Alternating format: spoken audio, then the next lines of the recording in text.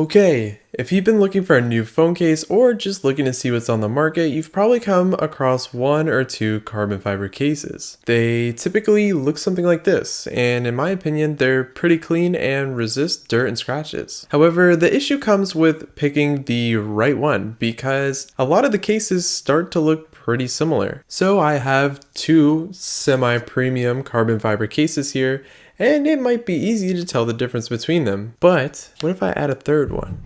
And there's even more than this. Let's play a bit of a guessing game. I'm going to give you the chance to match up these three cases with their corresponding brands. And no cheating, I'm going to be covering up the brands.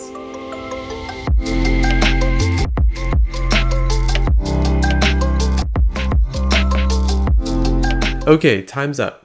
How did you do? Well, if you really know your phone cases, that was probably really easy, but if not, don't worry, you're not alone. Even with just the ones that I have, there's enough differences to make key decision points for each of the cases. Some may or may not be to your benefit or liking, and that's what we're going to cover today. And as you can imagine, the carbon fiber case market has a wide price range. But today we're going to be looking at the more premium side of this market, and that's with Pitaka's case coming in around $60 and Mous's case, which also comes in around $60 full price. In fact, I think it's actually $65. So let's get into it. Starting at the top of the price range, we have Pitaka's Mag Easy Case 2. This comes in pretty nice packaging if that's something that you're looking for. Starting off with the installation, this is probably going to be one of the easiest installers that you'll find because there's nothing crazy going on.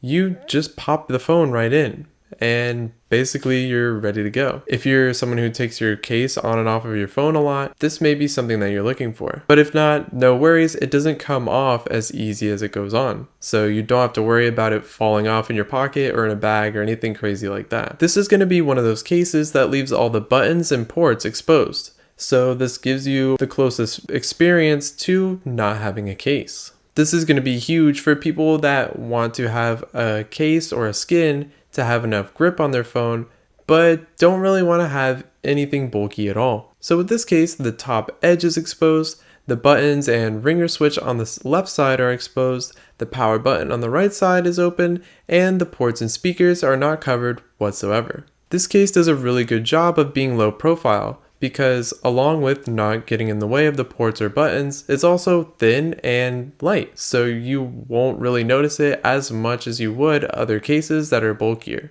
And it's also Magsafe compatible, so you don't have to feel like you're losing out on features for getting a thinner case. Actually, as a side note, the Magsafe on this case is pretty strong. It's actually the strongest out of any of the cases that we have. So if you're someone that's looking to attach this to a lot of Magsafe accessories like a stand or some kind of charger that might come loose a lot, then this is going to keep you locked in. While this case does a really good job of staying out of the way, there is a raised edge along the screen side of the phone. And this is done on purpose. At least I think so. And that's for when you're leaving your phone face down, you don't have to have your screen right up against a hard surface. This edge is pretty thin, so it's probably really going to work for flat surfaces. I wouldn't put your screen down on a road that has like a lot of pebbles or anything like that. The other raised edge is for the camera bump, and that's on the other side of the phone. There isn't a huge amount of clearance, so the camera lenses are actually still pretty close to the edge. I think that manufacturers have the option to make this edge bigger,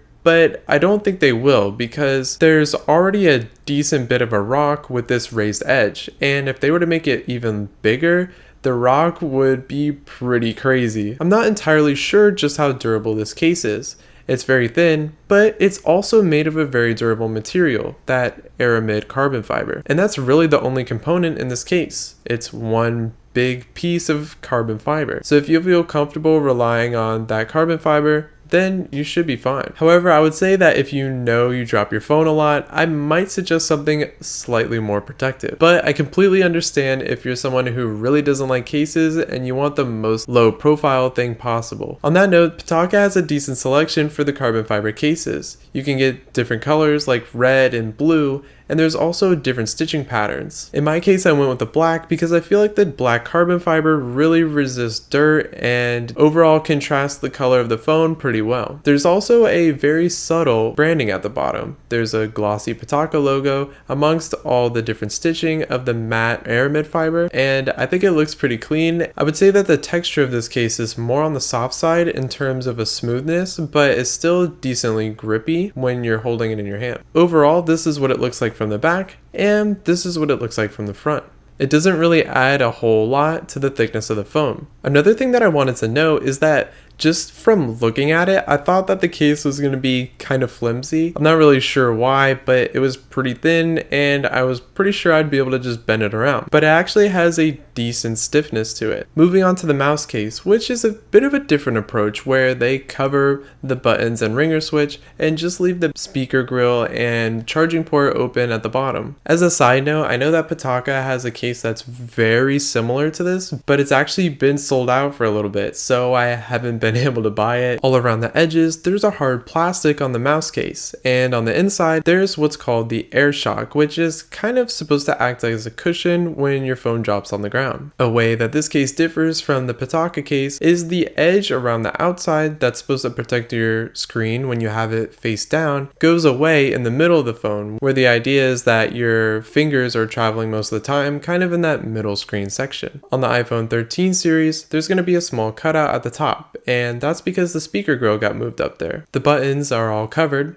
They still feel decently clicky, and there's also the cutout for the ringer switch. This is Magsafe compatible as shown by the magnets on the inside of the case. The one thing that this case has that the Pitaka case doesn't have is the little hole for like a wrist strap or something. This isn't a feature that I've ever used with the mouse cases, but there might be some people that want to use it. When feeling these cases side by side, I would say that the aramid fiber or carbon fiber is of similar quality. However, the texture is slightly different. While the carbon fiber on the mouse case is a bit softer, it doesn't have quite as much grip. This is offset by the hard plastic edges, which are pretty easy to grab onto. If you're somebody that likes to prop your phone up on stuff, it might be slightly easier with the Pitaka case over the mouse case. The edges on the Pitaka case, which are flat. So as you can imagine, this might be easier to rest up on like a table or something if you don't have something to prop your phone up. On the mouse case, these edges are rounded, and this might make it more comfortable to grab onto, but it might also slip around if you're on a harder surface. The Magsafe on the Pitaka case is definitely stronger, but this isn't to say that the Magsafe accessories